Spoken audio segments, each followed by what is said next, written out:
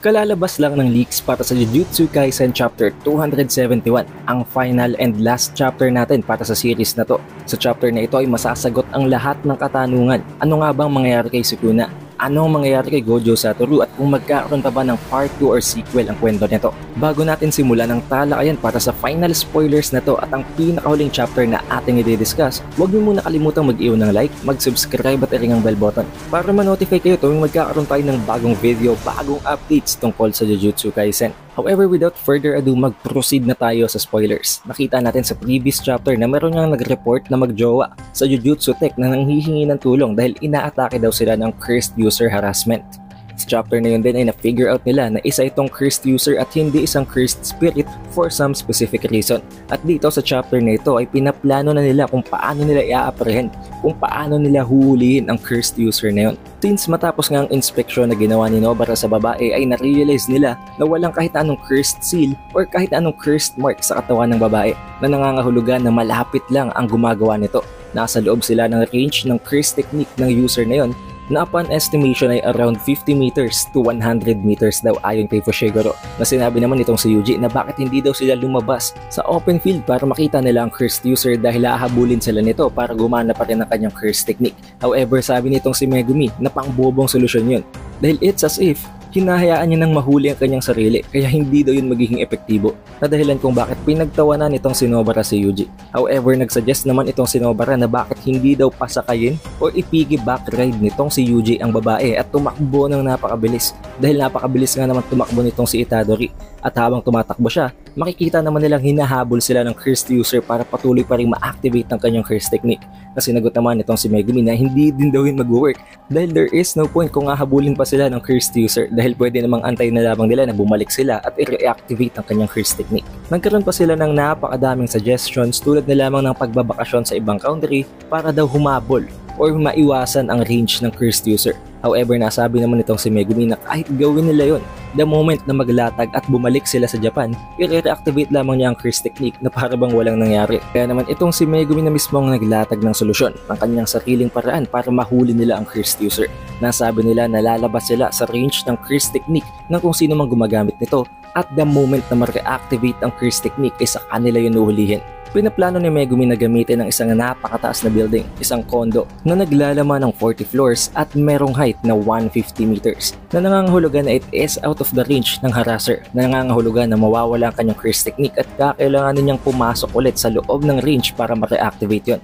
Nagset sila ng mga alarms, ng mga buzzers, ng mga monitor na binabantay naman ni Ijichi para tingnan kung sino ang papasok at para ma-figure out, ma-identify kung sino ang cursed user harasser. They made it look as if merong binibisita ang magjowa na ito sa top floor para hindi mahalatang hinuhuli talaga siya. At hindi nagtagal, agad na ngang bumalik sa normal ang itsura ng lalaki sa mga mata ng kanyang girlfriend.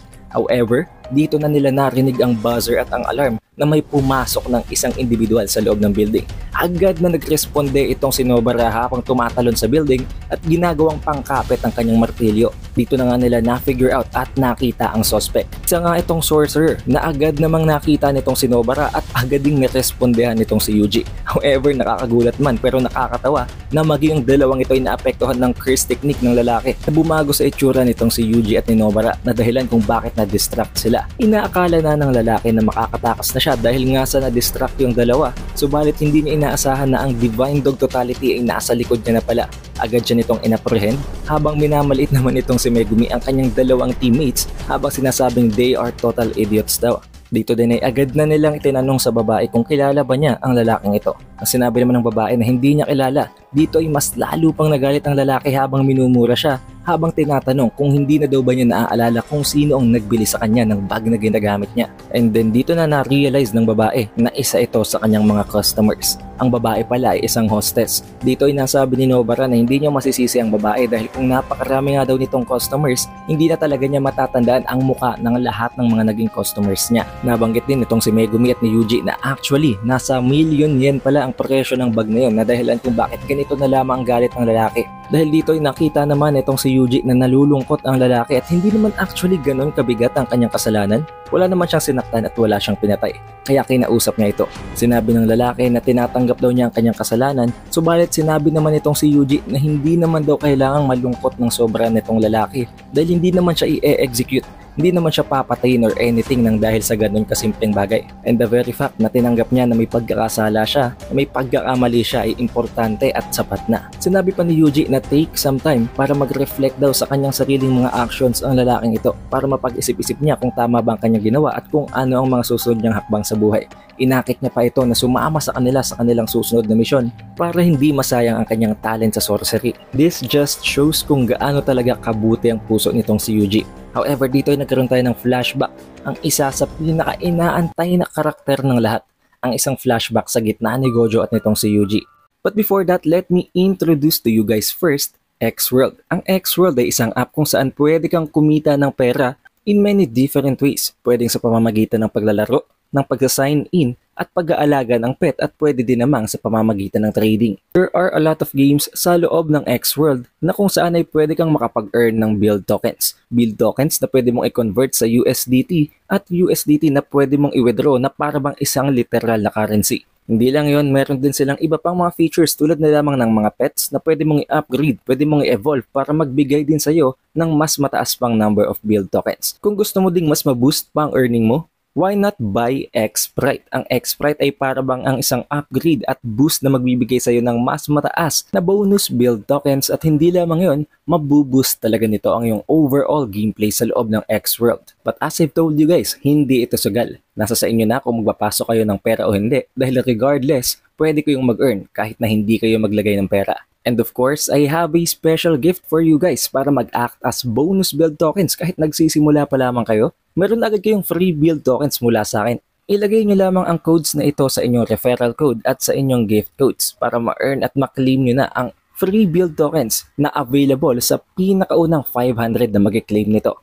Also, there is a current promo na kapag nag-deposit ka ng $2, you will receive a $4 gift rewards and a discount kapag purchase ka ng X-Sprite. So what are you waiting for guys? Download X-World right now so you can also start earning. Nangyari ang mga bagay na ito habang nagkakaroon sila ng training, ng Soul Swap training specifically. Dito ay sinasabi nitong si Yuji kung si Gojo daw ba ang susunod na isa-swap niya. Na sinagot naman ni Gojo na bakit daw hindi na lang sa iba dahil puro na lamang sila Gojo Satoru. Nabanggit ni Gojo na kung at some point ay matalo nga siya at mamatay, hindi imposibleng at some point ay makalimutan siya at magkaroon ng mga mas malalakas pang mga individual kumpara sa kanya. Nasabi niya na hindi malabong yun ay si Yuji at ang isa sa mga estudyante sa loob ng Jujutsu Tech. Nasabi din niya na kung sakali gusto sana niyang makalimutan siya ng isang individual na mas malakas sa kanya. Nasinagot naman ni Yuji na walang mas lalakas pa sa the strongest na si Gojo at sinabi din niya na hindi siya makakalimutan ng kahit na sino. Nasabi din niya na parang napakalungkot daw nitong si Gojo.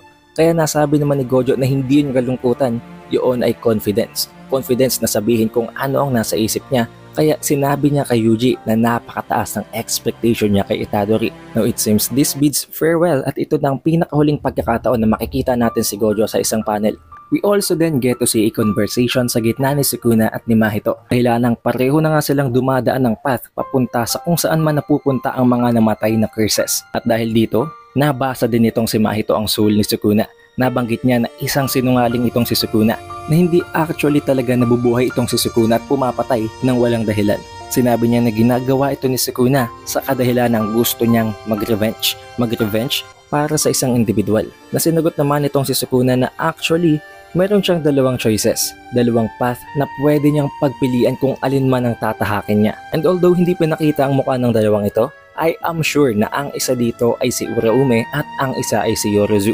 Dahil ang dalawang ito ang natatanging mga individual na nagpakita ng affection kay Sukuna. Nabanggit din dito na at some point, pwede sanang maging isang curse itong si Sukuna matapos siyang mamatay pero out of his own accord, isinuka niya ang curse mula sa kanyang stomach dahil natakot siya na baka kainin at lamunin siya ng kanyang sariling curse. Dito ay makita natin ng isang imahe ni Uraume na hawak-hawak itong si Sukuna at sinabi na kung magkakaroon ng second chance, ng pangalawang pagkakataon para mabuhay, maaring mag-take na siya ng different path na nangangahulugan lang na hindi talaga actually ganun ka-evil itong si Sukuna pala. Na dahilan naman kung bakit nagulat at nagalit itong si Mahito habang sinasabi kay Sukuna na naging soft na daw siya ngayon. Na sinagot naman ni Sukuna na wala siyang magagawa. After all, natalo siya. Nang dahil dito nagalit dalo itong si Mahito dahil maiiwan na siyang nag-iisa, ang nag-iisang curse na merong regrets sa kanyang pagkamatay. So as for the last scene sa kwentong ito, makikita natin na tinatanong ni Megumi kung nasaan na ang isa sa mga finger ni Sukuna, ang natitirang finger. Na sinagot naman ni Yuji na itinago niya na itinapon niya na hindi naman pinaniniwalaan ni Megumi at ni Nobara. However, ang katotohanan, ibinalik niya ang finger na ito sa pinagsimula ng istorya.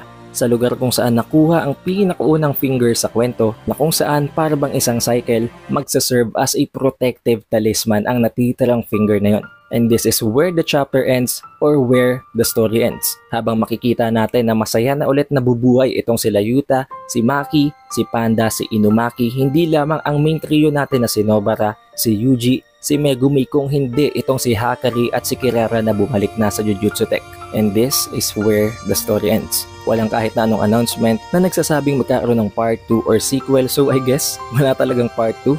This really is the end of Jujutsu Kaisen. The end of an era. I guess it really is Gojo over. Patay na talaga si Gojo, patay na si Sukuna, patay na si Kenjaku at ang iba pang mga karakter na hindi na naipakita pa sa huling chapter na ito. Tulad ng dati, we will still have a full chapter review pero don't forget to check out our latest video na nag-e-explain naman sa curse technique and especially sa domain expansion ni Yuji. If you reach this point, surely you had a great time kaya mag-iwan ka na ng like, subscribe and ring the bell button. It is The Updated Weeb and I will see you guys on the next one.